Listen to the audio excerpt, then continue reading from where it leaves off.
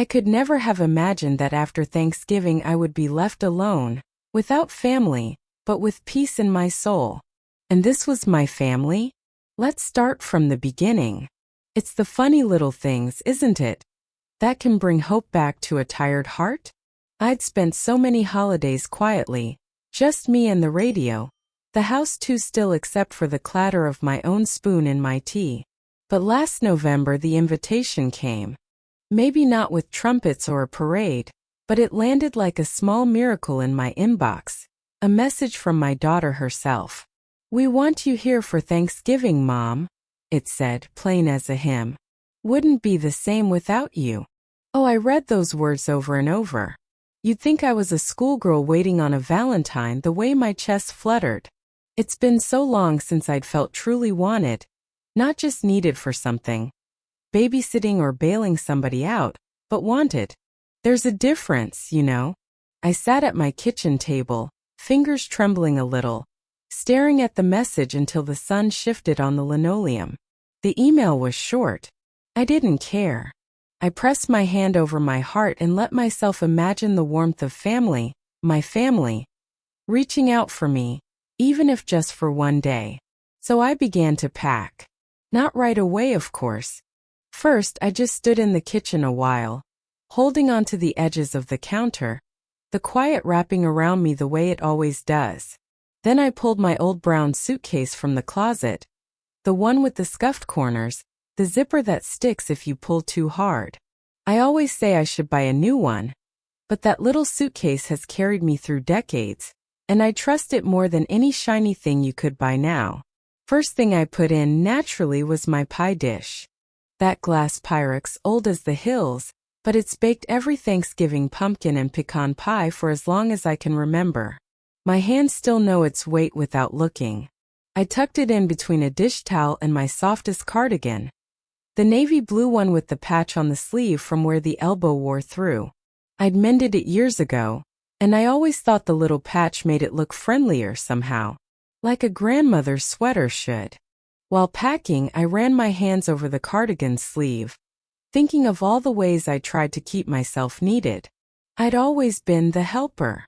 I kept the traditions alive. I sent birthday cards, slipped money into birthday cards for the grandchildren, even when my own bank account could hardly spare it. I'd listen to long phone calls about their troubles, and only once in a blue moon did anyone ask about mine. But this time I told myself maybe it would be different. I folded up the outfit I'd picked for the big day. A cream blouse and my dark skirt, the one that makes me feel a bit elegant.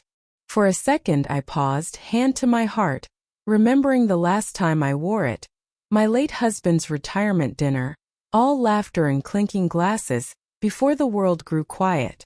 I wondered if my daughter would remember that skirt, or if it would just be another anonymous piece of clothing to her now. I packed a pair of sensible shoes, a new book for the grandkids, a box of chocolates for my daughter-in-law, she always did love her sweets, and my favorite tea bags because Lord knows, nobody ever brews it strong enough for me anywhere else. The pie filling recipe was the last thing I tucked in, folded and yellowed with age, the corners soft from so many Thanksgivings. It's silly, but I held it for a moment, remembering the way my mother used to hum as she stirred the spices in, how her hands would leave little smudges of cinnamon on the counter. There's a line in the recipe, "Add a pinch of love as much as you can spare." Mama wrote that. I always add an extra pinch when I'm feeling lonely. The ache of being left out has a particular shape. It's quieter than heartbreak, but it's always there, especially around the holidays. There's a hollowness when you see other families on TV, packed around a table passing mashed potatoes, and you remember how your own table once overflowed. I used to set out folding chairs, extra plates, a paper turkey in the window, the laughter of children, the barking of someone's dog, the sound of someone sneaking a spoonful of whipped cream. Now the house was mostly still. Except this year, hope had tiptoed back in on the wings of that invitation. I made a list because that's what mothers do, isn't it? Double-checking that I had everything. My purse, my reading glasses, tissues tucked in every pocket just in case. I counted out my travel money, enough for the shuttle, and maybe a little left for an airport coffee. I told my bridge club I'd be away but didn't say where, not wanting to jinx it by bragging. Just in case. That night, before my trip, I lay awake listening to the hum of the fridge, the house settling in for another cold November. I closed my eyes and tried to remember the feeling of being wanted, really wanted. I thought about my daughter as a girl. How she used to slip her small hand in mine and whisper secrets. How she'd curl up beside me during storms, trusting I'd keep her safe. Was any of that still in her? Or had the years worn it away, same as the patch on my old cardigan? In the morning I rose early, made myself oatmeal, fed the neighbor's cat, she's in Florida this time of year, and checked my suitcase one last time. The pie dish, the cardigan, the recipe. I was ready. Ready for Thanksgiving. Ready maybe to be let back in. At the airport, as the taxi pulled away from my house, I watched the frosty grass and bare trees roll by, my heart thumping steady. I thought, perhaps foolishly, that this would be the year things changed. That this invitation was the start of something mended. It was hope, pure and stubborn, the kind only a mother or a grandmother can carry year after year, no matter how many times it's bruised. And so I went, carrying my pie dish, my patched cardigan, and every ounce of softness I had left. Airports have a particular kind of loneliness to them, don't they? Everybody bustling, everybody being met by someone, everyone belonging to somebody. There I was, standing at Gate 3A of Minneapolis-St. Paul Airport, coat folded neat over my arm, suitcase close by. The arrival sign blinking in the background. I could smell cinnamon rolls from a little kiosk nearby, mingled with the sharp tang of jet fuel. One of those scents you never forget. It was a Thursday, gray and damp outside, the kind of Midwest November that seeps right through your bones. My flight was on time, my shoes were pinching a bit, but I didn't mind. I'd packed the good ones, black with a low heel, because it felt important to look put together. You know? I always tell myself you never know who you'll see. Maybe an old neighbor, maybe an old flame, though after all these years, the only flame likely to show up for me is the one under a teapot. I watched families reunite. There was a young couple. She was holding a sign that said, "Welcome home, Daddy." Her little boy bouncing in place. He spotted his father first and ran into his arms, all legs and laughter, and the whole terminal seemed to glow for a second. Nearby, an older woman with a blue hat and a shaky cane was swept up in a hug by what must have been her daughter and two grandbabies. That's the thing about airports. Everyone's being claimed. I felt it in my chest, both the hope and the doubt. I clutched my phone, checking and rechecking. There'd been a text from my daughter-in-law that morning. "We'll be there. Kids can't wait to see you." "Red heart," I'd replied. "Flight lands at 3:10. Can't wait to hug everyone." There'd been no answer, but I brushed it off. Young people busy, always running, I told myself. Still, as the crowd thinned and the clock ticked past 3:30, then 3:40, my heart started that familiar slow ache. I waited, not sitting, just standing, so I wouldn't look like someone who'd been forgotten. 42 minutes, that's how long it was before I finally let myself sit. I watched people meet their rides, climb into cars that knew their names. A man with a stroller, a college girl with a duffel bag. Everyone belonged to someone. My phone buzzed, a social media notification, not a call. My pulse jumped, even though I don't care for those gadgets, but sometimes, my family posts pictures before they remember to call. I opened it, half hopeful. There they were. My son Greg in the sweater I sent last year. His wife Meline, her smile as big as the lake in July. My grandchildren Elliot and Ruby, pressed together at a candlelit table covered in turkey and potatoes and yes, a pie that wasn't mine. There was no room for me in that photo. The caption said, "Full house, full hearts. Happy Thanksgiving from our family to yours." I looked at that frame over and over, searching for a space, a clue that I'd been thought of. Nothing. My eyes stung a little, but I didn't cry. Not there. Not in front of the arrivals sign and the endless shuffle of other people's joy. I just pulled my coat on and started walking, dragging my suitcase behind me like an old friend. I didn't know what to do, not really. I called Greg straight to voicemail. "I've landed, just waiting at door B under the airplane sign," I said. My voice sounded too chipper, like a woman still holding out hope. "I hope everything's okay. I'll wait a little longer." But by then I already knew deep down. It's not the first time I've been left to my own devices, but it might have been the first time I let myself admit it. Outside, the cold hit me hard. You know that northern air, how it nips at your cheeks and crawls under your collar, whispering, "What now?" My knees started to ache and I found a bench. Watched a mother-in-law receive a hot chocolate and a tight hug from her daughter-in-law, older than me, even. That hug landed right in the hollow of my chest. Funny how at airports or outside them, you can sometimes feel more seen by strangers than your own blood. After a while I just stood up and walked. Not to a cab, not to a shuttle. I wasn't even sure where I was going. Just that I couldn't stay waiting for someone who'd already started their Thanksgiving without me. It must have been nearly 5 by the time I saw it. A squat little building with a flickering neon sign, Tina's Diner. The windows were fogged up, paper turkeys taped to the glass. I dragged myself inside, the bell over the door jangling. The air warm and full of the smell of fried potatoes and cinnamon. Vinyl booths, crack stools, yellowed menus. A waitress with a ponytail called, "Happy Thanksgiving, hun," like I was family. "Same to you," I said, voice steady, surprising myself. I picked a booth near the window, my suitcase beside me, phone face down on the table. She handed me a menu, winked and said, "Kitchen slow today, but we've got turkey and pie." "Pie sounds good," I said. "What kind?" She grinned. "Pumpkin, pecan, or key lime?" "Pumpkin and some tea, please." She nodded and I watched the cars outside, watched the world keep moving. The pie came warm with a dollop of whipped cream leaning just so. The tea was strong, slightly bitter, the way I like it. I took a bite, then another, and let the warmth work its way through me. I looked at my phone again just once. No calls, no texts. Only that photo still floating in my mind. Full house, full hearts, not a seat for me.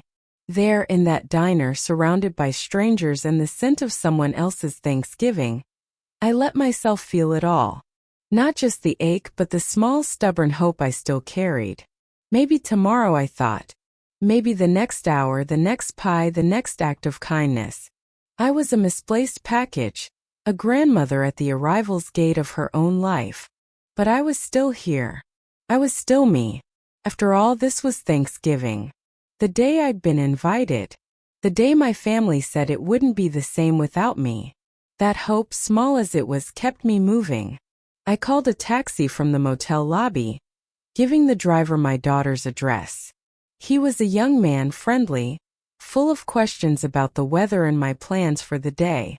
"Spending Thanksgiving with your family, ma'am?" he asked. I nodded, but I kept my story simple. "Yes," I said. "With my daughter and her children. They're expecting me." The ride through the suburbs was quiet. The houses grew bigger, the lawns neater, all decorated with pumpkins and garlands. I watched the trees, bare and shivering but still standing. The driver helped me with my suitcase at the curb.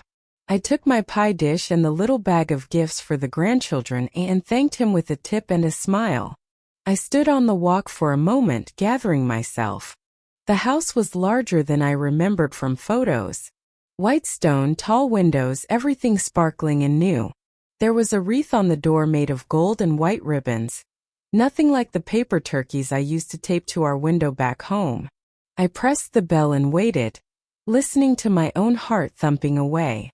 When the door opened, my daughter stood there, polished, brisk, in a soft sweater I'd never seen before. She looked startled for half a second, then recovered.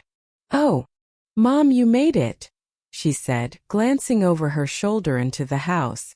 She stepped aside to let me in, but there was a hesitation, as if she wasn't sure how to greet me. I stepped inside, warmth from the house rushing around me, full of voices and music and smells from the kitchen. Children's laughter floated from down the hall. My grandchildren, bigger than the last time I saw them, peeked out from the playroom. "Grandma!" one shouted, running up and hugging me around the waist. I knelt, my knees creaking, and hugged them tight. For a moment all the ache in my chest eased. I handed over a wrapped book and a box of chocolate coins, the same kind I used to hide in their father's lunchbox. "For you, my loves," I whispered, brushing hair from a small, eager face. My daughter's husband, all politeness and distance, came to say hello. "Glad you could make it, Marietta," he said, shaking my hand as if I were a visiting neighbor instead of family. I offered my pie to my daughter. She smiled, tight-lipped, and set it on the sideboard. "You didn't have to go to any trouble, Mom. We ordered dessert this year." She said it like a gentle joke, but I felt the edge under her words. The house bustled. Friends and other relatives I didn't know moving from kitchen to living room, carrying platters and glasses, chattering about work and travel and things I barely understood. My daughter introduced me quickly. "This is my mother, she just arrived from out of town," then drifted off to refill drinks and check on the roast. I was left standing in the foyer, cardigan clutched to my chest, watching life swirl around me. I wandered to the kitchen, offering help. No, everything's handled," my daughter insisted, gesturing at two young women in matching aprons bustling at the stove. "Sit, Mom, please. Be our guest." I perched on a bar stool, watching, wishing for a potato to peel, a gravy to stir, something useful to do with my hands. The table was a glittering spread of gold chargers, tall candlesticks, and a flower arrangement taller than my youngest grandchild. I was seated at the far end, next to a cousin's husband I'd never met, who asked polite questions about my flight. My daughter presided at the center of the table, laughing and directing conversation. Every now and then she'd toss a smile my way, but her eyes slid past mine before they could land. The food was beautiful. Turkey sliced in perfect fans, potatoes piped into elegant shapes, salad dotted with cranberries and candied pecans. I ate quietly, answered when spoken to, and watched the children sneak rolls when they thought no one was looking. My pie dish sat untouched on the dessert table, pushed behind an array of cakes from a fancy bakery downtown. I told myself, this is enough. I am here. My feet are under their table.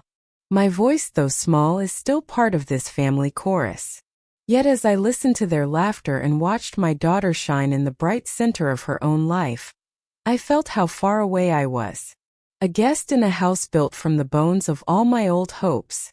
After dinner, I sat by the window, sipping coffee gone cold, and watched the sky grow darker through tall glass panes. The children ran outside to play in the dying light, voices ringing with joy. Inside, the grown-ups drifted to their own corners, already making plans for the next gathering, the next season, the next big thing. And I, still in my cardigan and my best skirt, waited to see where I would belong when all the plates were cleared. It was growing dark when the house began to empty out. Plates were stacked, leftovers parceled away by hands that moved briskly but not mine. I tried again to help, but each time I stood or offered, someone would press a gentle palm to my arm. No, Grandma, just rest. We've got it." The rooms echoed with laughter and the click of glasses, but none of it seemed to touch me. I waited near the hall, pie dish held in both hands, wondering if maybe I'd misheard or missed my place. That's when my daughter appeared at my elbow. "Let me show you to your room, Mom," she said, quick and efficient. I felt a small bloom of relief. Maybe we'd share a cup of tea, maybe I'd help fold napkins for breakfast, maybe there would be a late-night talk, just us. She led me not up the wide, carpeted stairs, not to the guest rooms with their embroidered pillows, but out a side door into the crisp night air. I followed, pie dish pressed to my chest like a shield, confusion prickling in my chest. The stone path wound away from the house's warm lights, past the trimmed hedges, toward a smaller, pale building tucked at the edge of the yard. I thought for half a moment maybe this was the garden shed, or a playhouse for the children, but no, the door was unlocked, the lights already on. Inside it was clean. Cold though, as if the room itself wasn't used to visitors. There was a bed, narrow, tightly made with a shiny spread. A chair by the window, a small table, a humming mini-fridge, and a little sink tucked in a corner. No flowers, no photos, no books, nothing to say, "We're glad you're here." The whole place smelled faintly of detergent and something chemical, sharp and flat. I stood in the middle, not sure where to set my bag, not sure if I should take off my shoes. My daughter lingered at the door, her hand on the knob, eyes darting toward the main house. "This is the guest cottage," she said, too brightly. "We have staff here sometimes, gardeners, drivers, caterers, for events. But it's all yours tonight, Mom. You'll have your privacy. We've stocked the fridge, there are fresh towels, and oh, here's the Wi-Fi password." She pointed to a card on the little table, but her voice was fading, as if she already had one foot out the door. I nodded, too stunned to speak. It was dawning on me, slowly like a bruise, what this little house was for. I'd been placed out back, not in the home, but in what was in every way the servants' quarters. I tried to find a polite way to ask why, but the words wouldn't form. My tongue felt thick, my thoughts slow. She pressed a quick kiss to my cheek, told me to text if I needed anything, and was gone before I could answer. I sat on the edge of the bed, my suitcase by my feet, pie dish in my lap, the quiet so heavy it pressed on my shoulders. I could see the main house glowing across the lawn, every window golden, laughter and music leaking out into the chilly night. From here I could hear my grandchildren's voices, dim and distant, like the echo of another life. I tried to make sense of it. Had I misunderstood? Had I done something wrong? Was I somehow a bother, an inconvenience, a piece that didn't fit? I thought of all the years I'd made beds for guests, cooked meals for visitors, given up my own room so children and friends would feel at home. It had never crossed my mind to send someone out to a building meant for the hired help. I opened the mini-fridge just to keep busy. 2 bottles of water, a plastic-wrapped sandwich, a single orange too cold to eat. I sat at the table, reading and rereading the Wi-Fi password on the card, as if it might explain something. Loneliness pressed close. I looked at the pie dish, empty now but still carrying the memory of cinnamon and nutmeg, and I wished I could call my own mother. I wanted her comfort, her hand stroking my hair, her gentle voice, her absolute certainty that I belonged somewhere. I wrapped my cardigan tighter and lay down on top of the stiff bedspread, not bothering to get under the covers. The hum of the mini-fridge was the only sound. Every now and then, laughter from the main house drifted over, then faded again. The quiet here was not restful. It was the quiet of being put away, out of sight, a gentle exile dressed up as privacy. I let myself cry just a little. Not loud, not for long, just enough to feel the confusion, the hurt, the sense that maybe, just maybe, I'd finally been left behind for good. I lay there, bewildered, heart pounding, wondering when it was I'd become a stranger to my own family. That night, in the little house meant for servants and staff, I lay on top of the covers, eyes wide open in the dark, and memories spilled over me. You can't help it at my age. Memories are the only company you can count on when the world outside grows cold. I pressed my hand over my heart, feeling the ache, and let myself drift backward through the years, remembering all the ways I had poured myself out for this family. Sacrifice is such a gentle word when you're young, something you almost say with pride. But when you're old, and the years have gathered behind you like so many autumn leaves, it's something you carry in your bones. I remembered saving for Christmas each year, quarters and dimes tucked in a jar above the fridge, skipping new shoes or a hair appointment so the children could have what they needed. I remembered late nights up with fevers and bad dreams, the soothing of foreheads and little hands curled in mine. I thought about how many times I'd bailed them out quietly without ever asking for thanks. The time my son lost his job and called me in tears, and I emptied my own savings to pay their mortgage that month. The tuition payments I made, always with a smile, so my grandchildren could stay in their schools. The business loan I co-signed for, swallowing my pride because family is everything, I'd always said. Even in the lean years, especially in the lean years, I'd been the steady hand, the soft shoulder, the invisible safety net. It's funny, the things you remember in the dark. I thought of the first Thanksgiving after my husband died, how I still set his place at the table just in case because I couldn't bear the empty space. I remembered the day my daughter told me she was moving away, that she'd met someone and needed to chase her own dreams, and I said, "Go, sweetheart, go." Even though my heart was breaking. I remembered loaning her what little I had so she could buy her first house, cashing out my retirement for the down payment she never could quite repay. I never asked for much in return. Just a phone call on my birthday, a photograph in the mail, a seat at the table on holidays. Most of all, I wanted to be remembered, to be seen. But as I lay there in the half-dark, the laughter from the main house far away, I realized I'd become a footnote in the story of my own family. Sacrifice changes you. It teaches you to keep quiet, to let your own needs shrink so someone else's can bloom.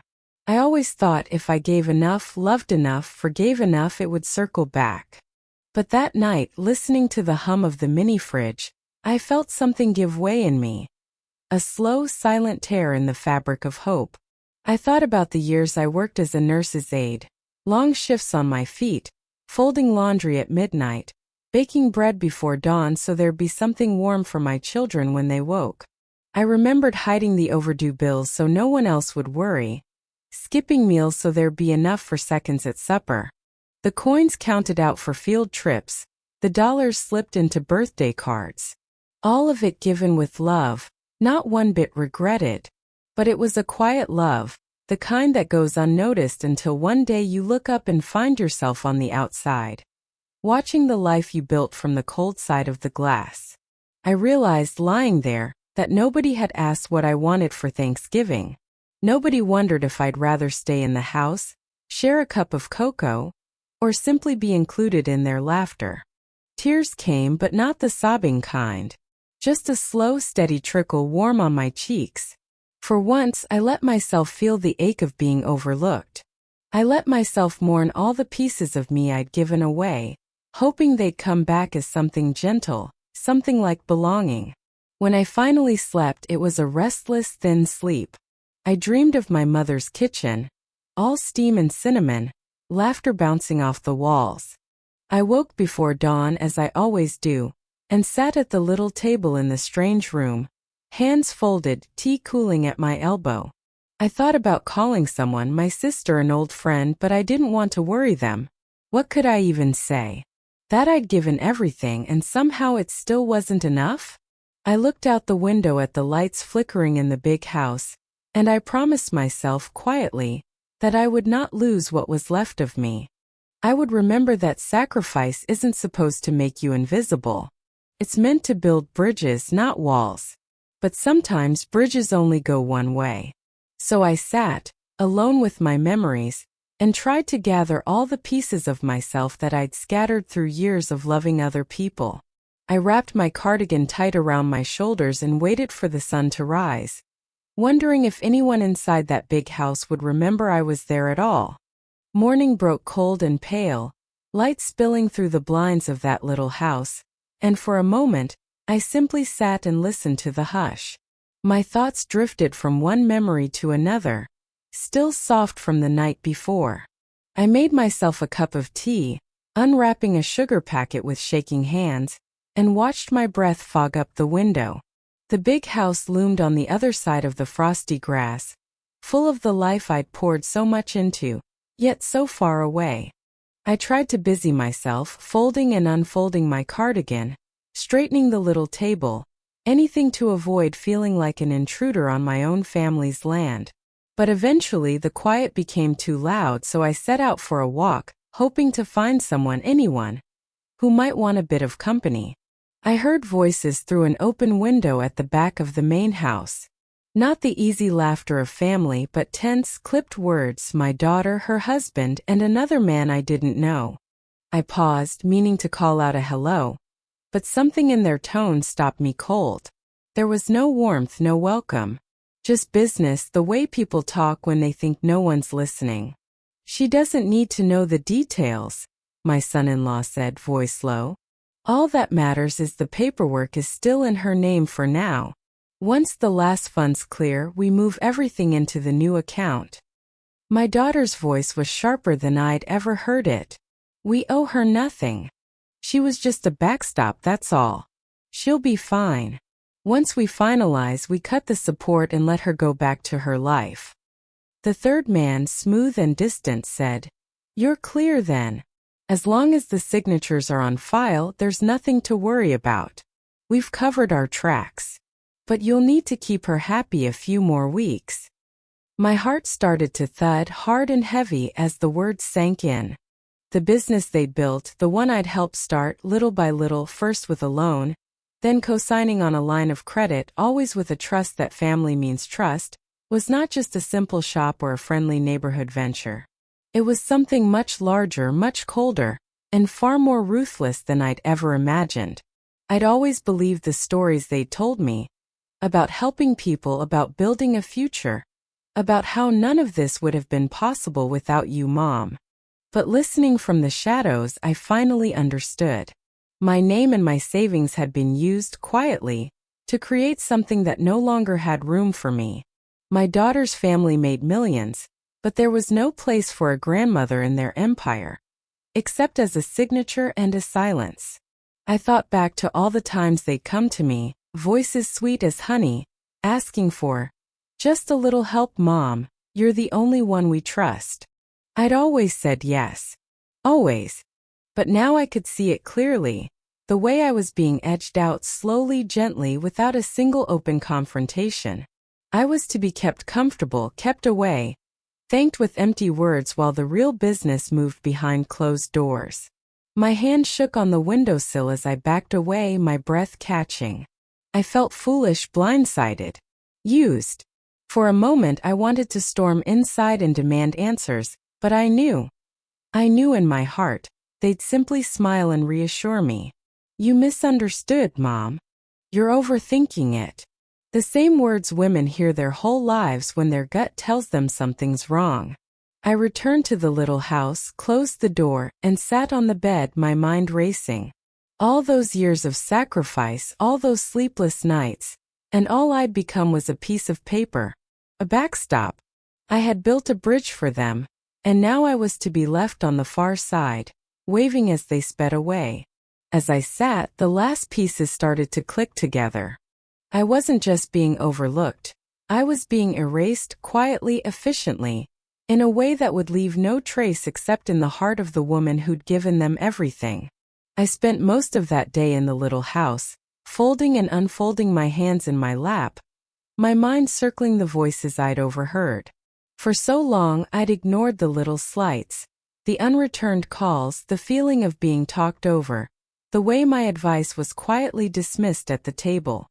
I'd always told myself it was just the way families are, that times change, that maybe it was just me being sensitive or out of step. But that afternoon something in me cracked. Maybe it was the way the sun came through the blinds, picking out the dust in the air and making everything look so sharp and real.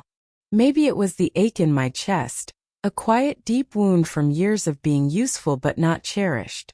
Or maybe it was just the sound of my own name, spoken with such carelessness by the people I'd built my life around. When my daughter finally came by late in the day, it was to drop off a tray of food, leftovers wrapped in foil, not even a word about joining them for coffee or a slice of pie. She knocked once, barely meeting my eyes. "Here's dinner, Mom," she said briskly. "I hope you're comfortable out here. Let me know if you need anything." I took the tray, my fingers brushing hers, and I tried just one more time to reach her. "Is everything all right, sweetheart?" I asked, soft and careful, the way I always used to when she was little. She flinched just a little, as if my concern was a burden she couldn't bear. "Of course, Mom," she said, looking at her phone instead of me. "Everything's fine. Just a lot going on." Her voice was as smooth and blank as glass. Before I could say another word, she'd turned and left, her footsteps fading down the walk. That was it. The moment. I set the food down on the table untouched. My hands shook, first with sorrow, then with something I hadn't felt in a long time, anger. Not the hot shouting kind, but the cold, clear sort that comes when you realize you're done pretending not to notice. I was tired of being treated like an obligation, a signature, a ghost who should be grateful for crumbs. I walked the length of that little house, my feet carrying me from the bed to the window, to the door and back again, thinking of every time I'd been told to keep quiet, every time my sacrifices were brushed aside, every time I'd given and asked nothing, only to be given less and less in return. I remembered the words I'd overheard. She was just a backstop. We owe her nothing. How many times had I covered their debts, fixed their mistakes, all in the name of love? I remembered the days I spent in hospital rooms, the nights waiting up for them to come home, the years spent working double shifts and eating cold dinners so they could chase their dreams. And now, not even the courtesy of a guest room, not even a seat at the table. The memories came flooding back, sharp as glass. The first time my daughter scraped her knee and ran to me for comfort. The long nights during storms when she would crawl into my bed, convinced the thunder would swallow her up. I thought those years had meant something, that they'd left a mark that would last. But all that seemed left now was distance. I stood by the window, looking at the glow of the big house. It didn't feel like home. Not anymore. Not for me. I realized, with a sadness as deep as a well, that I didn't want to keep playing the part of grateful extra. I wanted my dignity back, even if it meant standing alone. That was my breaking point. Not a shout, not a fight, but a quiet, final decision inside myself. Enough. No more pretending not to notice the cold. No more waiting for kindness from people who didn't care to offer it. That night, I lay awake in the servant's bed, listening to the hum of the mini-fridge, and made a promise to myself. I would not be erased. Not by my own family. Not by anyone. That next morning I woke up with a strange sort of clarity. Like when you're young and a fever finally breaks. The sadness was still there. But under it was something steadier. A pulse of resolve I hadn't felt in years. I sat at the little table, hands wrapped around my tea, and told myself, I may not have a place at their table, but I am not helpless. Not yet. All those years I'd saved every slip of paper, every letter and receipt, not out of suspicion but habit, proof of who I was, where the money went, what promises had been made. I realized now that all the evidence I needed was already with me, tucked into my old purse in that battered leather folder I always carried for important documents. It was funny. I'd been called forgetful, a little old-fashioned for saving things the way I did. But now I thanked God for every scrap I'd kept. I started with the folder, opening it on the table, spreading out documents in the weak morning light. The business loan papers with my signature and social security number. The checks I'd written, school tuitions, mortgages, the seed money for their first office. I found old emails printed out, my daughter's pleas for just a little more, Mom. Always with those promises of repayment and gratitude. In the margin of one I'd scribbled, all for family. Next I opened my phone. I may not be a whiz with technology, but I know how to find what matters. There were text messages still saved going back years. Promises, arrangements, requests for bank transfers. I scrolled through them, taking screenshots as proof. My hands shook. Not from age, but from anger. And from a grief that felt fresh all over again. I found receipts for wire transfers, stacks of them, all those little withdrawals and big ones too. I laid them out, row after row, each one a piece of myself I'd given up without question. Bank statements showing my name attached to their company, my credit on the line for ventures I never controlled. It was all there plain as day if you cared to look. In the quiet of that small house, I remembered the best of times, too. Birthday cards from when the children were small, little crayon drawings, photos of messy holiday tables when we were all crammed together and laughing. It stung to see those memories now, a sharp ache right alongside my determination. But I left them out anyway, because I needed to remember I hadn't always been invisible. I had been the heart of this family once. As I sorted through it all, I thought of my mother, how she used to say, "Don't ever let someone write your story for you." I realized my story had nearly been erased, but I still had a say in how it would end. By the time the sun was high, I had a stack of documents, copies and photos, everything I'd need to show what I'd done and what I'd given. I tucked them back in the folder, zipped it shut, and felt steadier than I had since I'd arrived. I took a last look at the house across the yard, its windows bright, its doors closed to me. My hands still shook, but it wasn't fear, it was readiness. I wasn't sure what would come next, but I knew I wouldn't let my sacrifices be buried under silence and convenience. I brewed another cup of tea, letting the steam wash over my tired face, and whispered a prayer for courage. Sometimes you reach an age where all that's left is your own voice and your own truth. That day I decided that was enough. And as I watched the winter sun warm the frost on the glass, I promised myself I would gather my evidence, keep my head high, and fight for what was right. Not just for me, but for every grandmother, every mother, who had ever given everything and been asked to fade quietly away. I spent that last night in the little house sitting at the table, staring at the folder of evidence I'd gathered. The room was as cold and silent as ever, but inside me a storm had settled. For so long, I'd thought being a mother meant being the foundation, silent, steady, holding up the house even as it changed above me. But that night I realized some foundations have to crack before the house can see what's truly holding it up. I waited for dawn. When the first pale light crept over the windowsill, I made my decision. I took a long breath and started making calls. My voice shook at first, but there's a kind of power in truth, and the words came steadier as I spoke. I called the bank. I called the lawyer who'd drawn up the business documents years ago, the one who always called me ma'am, and remembered my birthday. I told them to freeze every account with my name on it. I canceled every standing payment, every automatic transfer, every little drip of money they'd come to depend on like water from a faucet.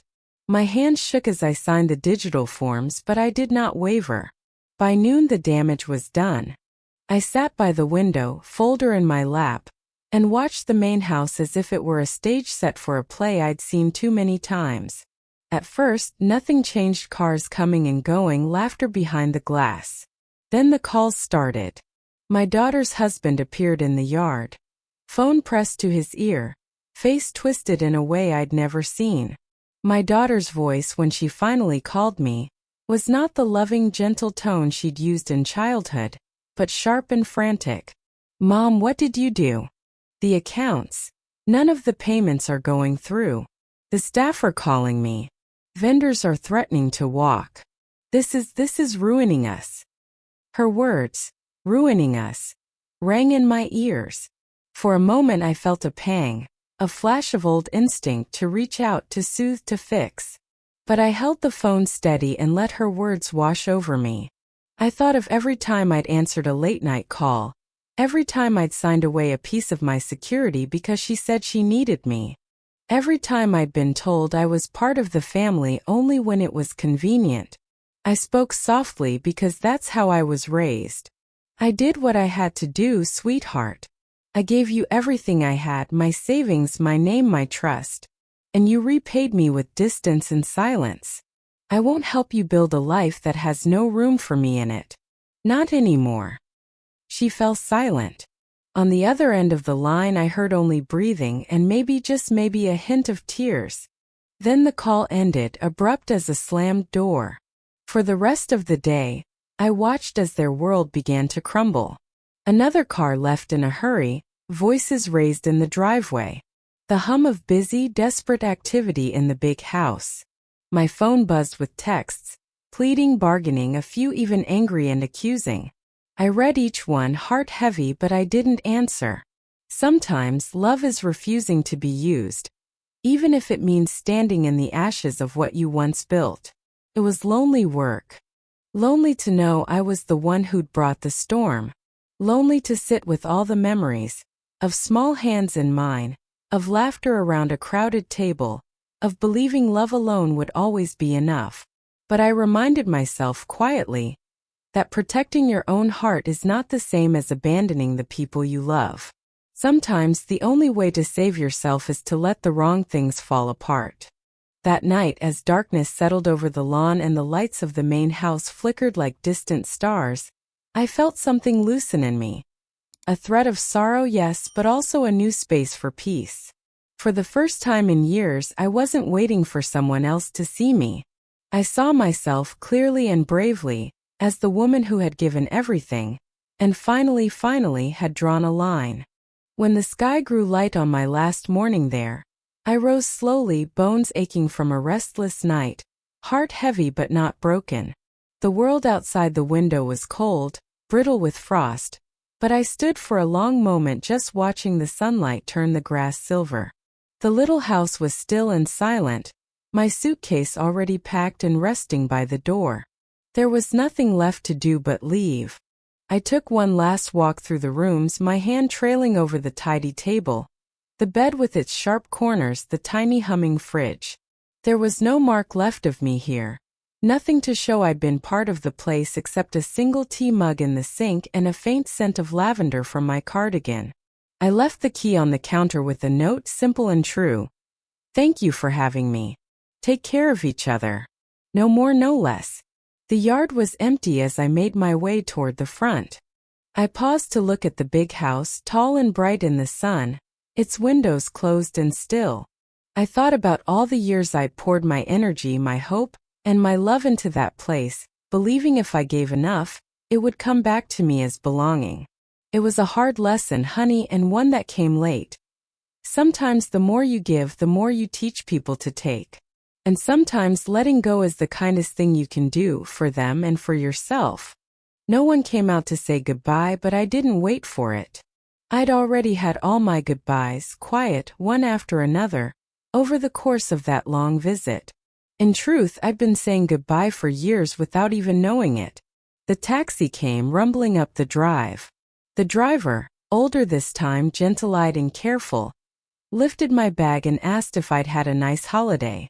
I smiled, soft but real, and simply said, "It was a learning one." That was the truth of it. Not bitter, just honest. As we drove away, I didn't look back at the big house or the golden lawn. I closed my eyes and let the warmth of the sun on my face remind me that life goes on. There was a quiet kind of relief in my chest, a sense of having finally stepped out of a story I didn't belong to anymore. At home, the silence was a balm. I set down my suitcase, put on the kettle, and wrapped myself in my cardigan. My own kitchen, small and sunlit, felt like the safest place in the world. I made a cup of strong tea, the way I like it, and sat at the table with the morning paper and my thoughts for company. Did I regret it, cutting them off, letting go of the hope that things might change? Maybe in some small way. But mostly I felt lighter. I'd spent a lifetime giving and forgiving, loving from a distance, hoping to be welcomed in. In the end, I'd learned that real love is not about what you can do for others, but about seeing and being seen. About respect, about truth, about knowing your own worth even when others cannot or will not. I looked at the folder of documents, now safely tucked away in the drawer. Not as a weapon but as a record. A testament to everything I'd survived, everything I'd given. I thought of my own mother, her quiet strength, her lessons in dignity and endurance. I sipped my tea and whispered, "Thank you, Mama," because I knew she'd understand. As the sun rose higher, I found myself smiling. There was peace and even a little hope, growing in the empty places. I didn't know if my family would ever understand, or if they'd come looking for me again. Maybe someday they'd see what love had really meant. Maybe they wouldn't. But I had done what was right for me. I had protected my heart at last.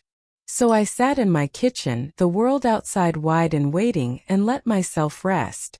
Not because I was giving up, but because I was letting go. And sometimes, darling, letting go is the bravest thing a mother or grandmother can do.